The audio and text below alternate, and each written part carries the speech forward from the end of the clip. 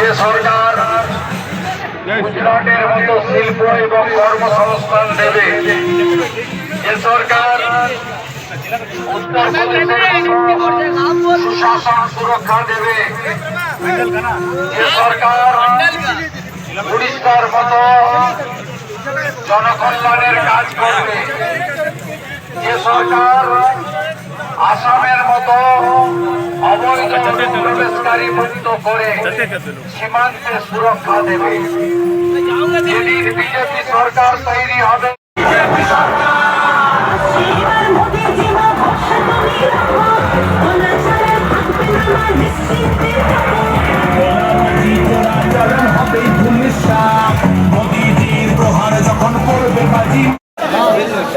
সৌম্য বলছি খড়গপুর থেকে দিলীপ ঘোষ লাইভ আসছে।